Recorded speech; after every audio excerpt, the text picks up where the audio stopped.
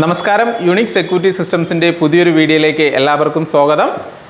ട്രെയിനിങ്ങിന്റെ ഭാഗമായിട്ട് ഇന്ന് നമ്മൾ പരിചയപ്പെടാൻ പോകുന്നത് CCTVയിൽ ഉപയോഗിക്കുന്ന ഒരു പവർ സപ്ലൈ ആണ്. നമ്മൾ അധികം ആരും ശ്രദ്ധിക്കാത്ത ഒരു ഡിവൈസ് ആണ് പവർ സപ്ലൈ.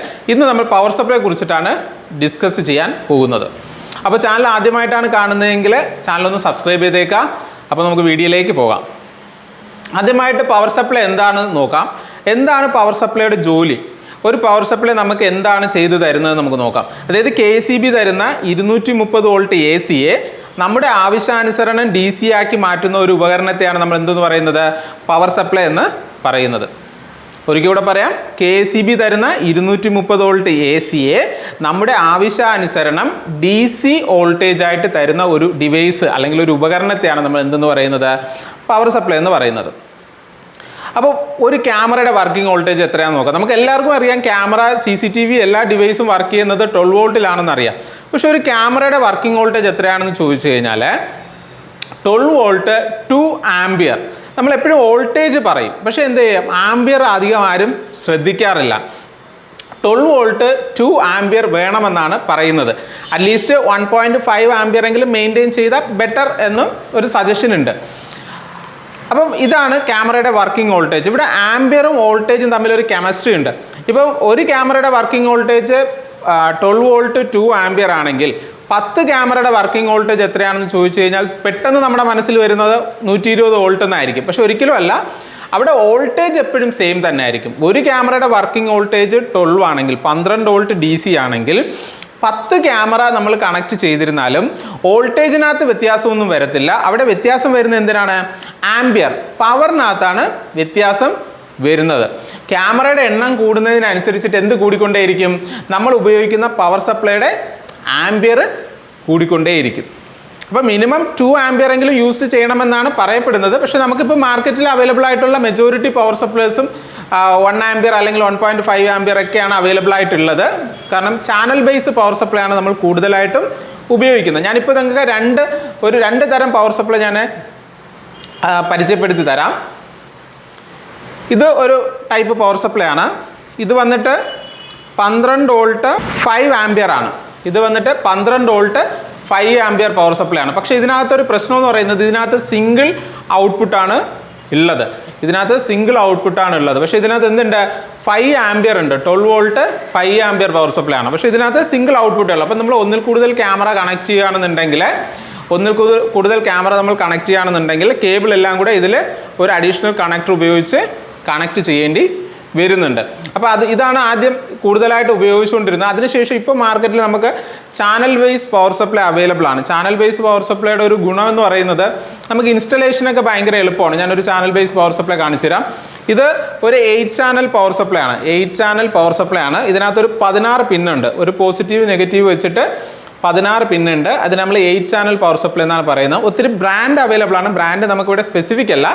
അപ്പോൾ ഇതിനകത്ത് പറയപ്പെടുന്നത് 1 ആംബിയർ ഈച്ച് ചാനൽ എന്നാണ്. ഒരു ചാനലിൽ 1 ആംബിയർ വെച്ച് കിട്ടുമെന്നാണ് പറയുന്നത്. പക്ഷേ കൂടുതലും നമുക്ക് ഇൻസ്റ്റലേഷന് ഇതാണ് കംഫർട്ടായിട്ട് വരുന്നത്. കാരണം എന്ന് പറയുമ്പോഴത്തേക്കും കേബിൾ എല്ലാം കൊണ്ടുവന്ന് ടൈ ചെയ്യാൻ അല്ലെങ്കിൽ ഇതിൽ കണക്ട് ചെയ്യാനൊക്കെ വളരെ എളുപ്പമാണ്. ഇൻസ്റ്റലേഷൻ സൈറ്റ് എപ്പോഴും നീറ്റായിട്ടൊക്കെ ഇരിക്കും. അപ്പോൾ ഇത് സാധാരണ നമ്മൾ DVR ക്യാമറ എല്ലാം മേടിക്കുമ്പോൾ തന്നെ നമ്മൾ ഷോപ്പിൽ നിന്ന് ഇപ്പോൾ 4 ക്യാമറയുടെ ഇൻസ്റ്റലേഷൻ ആണെന്നുണ്ടെങ്കിൽ 4 ചാനൽ പവർ സപ്ലൈ നമ്മൾ ചോദിച്ച് മേടിക്കാറുണ്ട്. അതുപോലെ 8 ക്യാമറ ആണെന്നുണ്ടെങ്കിൽ 8 ചാനലുണ്ട്. 16 ചാനൽ പവർ സപ്ലൈ ഉണ്ട്. അതിൽ കൂടുതൽ ഉണ്ടോ എന്നുള്ളത് ചെക്ക് ചെയ്യണം. അപ്പം അതിൽ കൂടുതൽ വരുവാണെങ്കിൽ പവർ സപ്ലൈയുടെ എണ്ണം കൂട്ടാനാണ് ഓപ്ഷൻ ഉള്ളതെന്ന് തോന്നുന്നു. അപ്പോൾ ഇതാണ് നമുക്ക് കൂടുതലായിട്ട് മാർക്കറ്റിൽ കിട്ടുന്നത്. പക്ഷേ ഇന്നത്തെ സാഹചര്യത്തിൽ അന്ന് സാധാരണ നമ്മൾ 2 MB 1 MB ഒക്കെ ഇൻസ്റ്റലേഷൻ ചെയ്തുകൊണ്ടിരുന്നു. ഇപ്പോൾ അങ്ങനെയല്ല. ഇപ്പോൾ കോമൺ ആയിട്ട് മൂവ്മെൻ്റ് ഉള്ളത് ഒരു 5 MB അതൊക്കെയാണ് ഇപ്പോൾ നമുക്ക് ഉപയോഗത്തിലുള്ളത്. അപ്പോൾ 5 MB നൈറ്റ് വിഷൻ കളർ ഉള്ള ക്യാമറ, എക്സ്പെഷ്യലി നൈറ്റ് വിഷൻ കളറുള്ള ക്യാമറ 2 MB ആയിക്കോട്ടെ 5 MB ആയിക്കോട്ടെ, 2 MB ആണെങ്കിലും 5 MB ആണെങ്കിലും നൈറ്റ് വിഷൻ കളർ ക്യാമറ വരുന്നുണ്ടെങ്കിൽ ഇപ്പോൾ പലരും നമ്മളെ വിളിച്ചിട്ട് പറയാറുണ്ട് രാത്രിയിൽ ക്യാമറ പലതും വർക്ക് ചെയ്യുന്നില്ല എന്ന് പറയുന്നുണ്ട്. അതിനുള്ള പ്രധാന കാരണം എന്ന് പറയുന്നത് പവർ ഷോർട്ടേജ് ആണ്. അതായത് സാധാരണ ക്യാമറയേക്കാൾ കൂടുതൽ പവർ കൺസപ്ഷൻ ഇപ്പോൾ കളർ ക്യാമറയിൽ വരുന്നുണ്ട്. ഇത് കേട്ട ഉടനെ KCB ബില്ല് എമൗണ്ട് കൂടും എന്നല്ല ഉദ്ദേശിക്കുന്നത്. സാധാരണ ഉപയോഗിക്കുന്നതിനേക്കാളും ഒരു നേരിയ പവറിൻ്റെ വ്യത്യാസം, പവർ കൂടുതലായിട്ട് എന്ത് ഉപയോഗിക്കുന്നുണ്ട്? കളർ ക്യാമറാസ് ഉപയോഗിക്കുന്നുണ്ട്. അപ്പോൾ കളർ ക്യാമറ ഉപയോഗിക്കുന്നിടത്ത് നമ്മൾ പവർ നോക്കി തന്നെ കൊടുക്കുക.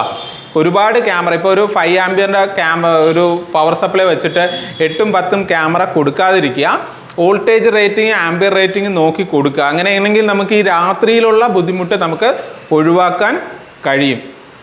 ഓക്കെ, അപ്പം രാത്രിയിൽ ക്യാമറ വർക്ക് ചെയ്യുന്നില്ല എന്ന് പറഞ്ഞു കഴിഞ്ഞാൽ മെയിനായിട്ടുള്ളൊരു ഇഷ്യൂ എന്ന് പറയുന്നത് പവർ സപ്ലൈയുടെ കംപ്ലയിൻറ്റ് കൊണ്ട് തന്നെയാണ്. ഇപ്പോൾ അത് വ്യാപകമായിട്ട് പലയിടത്തും ഒത്തിരി ഡൗട്ട്സ് വന്നതുകൊണ്ടാണ് ഞാനിപ്പോൾ പവർ സപ്ലൈയെ കുറിച്ചിട്ട് ഡിസ്കസ് ചെയ്യുന്നത്.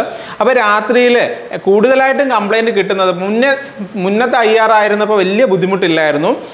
ഇപ്പോൾ വരുന്ന ക്യാമറയിലെ കളർ ക്യാമറയിൽ നോർമൽ ക്യാമറയെ അപേക്ഷിച്ചിട്ട് പവറിൻ്റെ യൂസേജ് അത് കൂടുതലാണ്. അപ്പം രാത്രിയിൽ ക്യാമറ വർക്ക് ചെയ്യാൻ എടുക്കുന്ന അഡീഷണൽ ഒരു പവർ സപ്ലൈക്ക് കൊടുക്കാതെ വരുമ്പോഴത്തേക്കും ഏറ്റവും ദൂരെ ഇരിക്കുന്ന ക്യാമറയായിരിക്കും ആദ്യം കംപ്ലയിൻറ്റ് വരുന്നത്.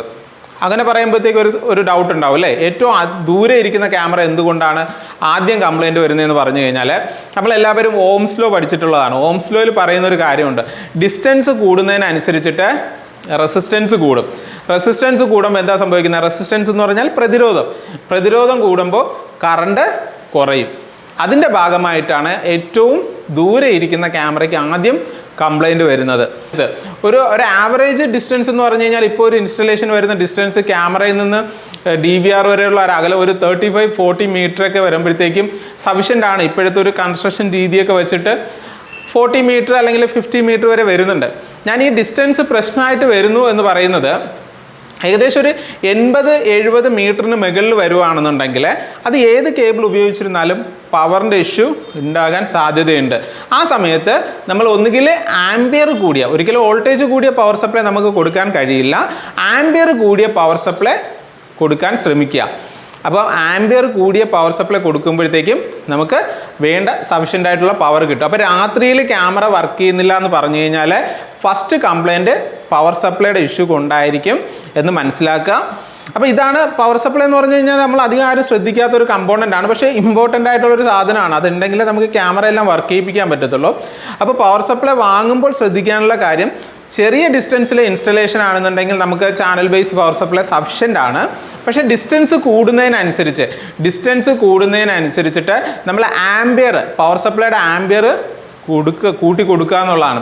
ഇപ്പം HD ക്യാമറ ഒരു DVRൽ നിന്ന് ക്യാമറ വരെ നമുക്ക് ഏകദേശം 500 മീറ്റർ ഡിസ്റ്റൻസ് വരെ വർക്ക് ചെയ്യുമെന്നാണ് കമ്പനി അവകാശപ്പെടുന്നത്. ഇപ്പം ആ 500 മീറ്റർ വരെയും നമ്മൾ ഈ 4 ചാനൽ അല്ലെങ്കിൽ ഒരു 2 ആംപിയർ പവർ സപ്ലൈ വെച്ച് കഴിഞ്ഞാൽ അത് വർക്ക് ചെയ്യണമെന്ന് ഇല്ല. അപ്പം ഡിസ്റ്റൻസ് കൂടുന്നതിനനുസരിച്ചിട്ട് എന്ത് ചെയ്യുക, നമ്മളെ ആംപിയർ കൂടുതലായിട്ട് കൊടുക്കുക.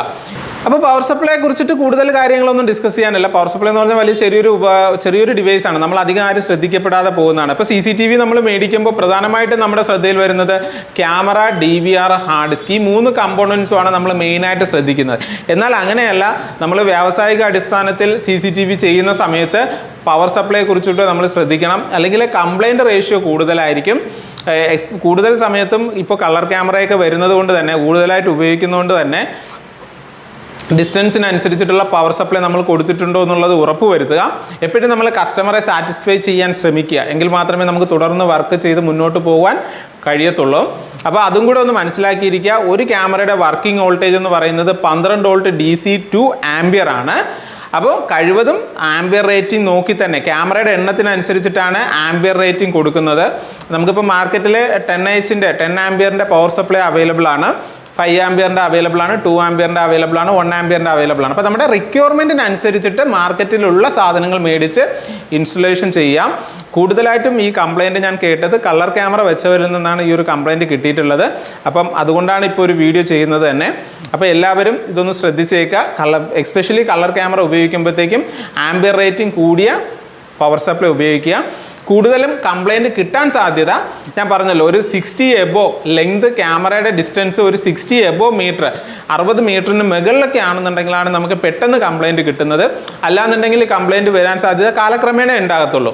കാരണം പവർ സപ്ലൈയുടെ ആംപിയർ കുറഞ്ഞ് വരുന്ന ഒരു സമയത്ത് മാത്രമേ കംപ്ലയിൻറ്റ് ഉണ്ടാകത്തുള്ളൂ. ഒരു 60ക്ക് താഴെയാണെന്നുണ്ടെങ്കിൽ വലിയ ബുദ്ധിമുട്ടില്ലാതെ ഉപയോഗിച്ച് പോകും. അപ്പോൾ പവർ സപ്ലൈയെ കുറിച്ചിട്ട് ഇത്രയും കാര്യങ്ങളാണ് നിങ്ങളടുത്ത് ഡിസ്കസ് ചെയ്യാനുള്ളത്. അപ്പോൾ നിങ്ങൾക്ക് വീഡിയോ ഇഷ്ടമായിട്ടുണ്ടെങ്കിൽ ലൈക്ക് ചെയ്യുക, ചാനലൊന്ന് സബ്സ്ക്രൈബ് ചെയ്തേക്കുക. നമ്മുടെ ടെക്നീഷ്യന്മാർക്ക് എല്ലാവർക്കും ഈ വീഡിയോ ഇൻഫർമേഷൻ ഒന്ന് ഷെയർ ചെയ്യുക.